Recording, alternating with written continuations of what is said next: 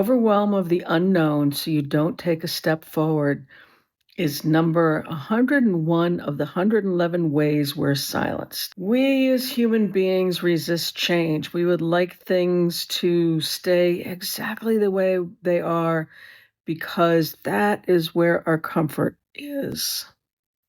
However, there's the universal law of change, which states that everything is always in flux.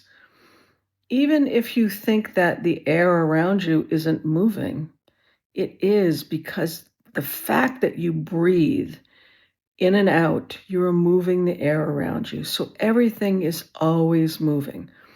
We emit energy through our thoughts and our feelings, kind of like the thought bubbles that you'll see in the old, even new, comic strips. Everything is energy, and energy is always moving.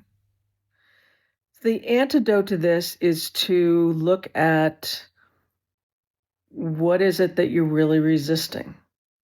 I know personally, when there were big changes that I knew I needed to make, it was like I wanted to ensure that everything was going to be perfect before I made any changes. And then invariably the universe would come along with its 2x4 and smack me over the head, and I would be forced to move out of my comfort zone. I've realized that the resistance actually caused more pain than moving forward and taking a step.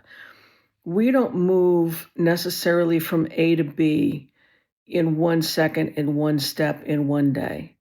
Moving from A to B is multiple steps, and sometimes paths shift. We never know what that shift is going to be, though, until we take that first step. And when you take that step for yourself, the universe will take 10 steps towards you.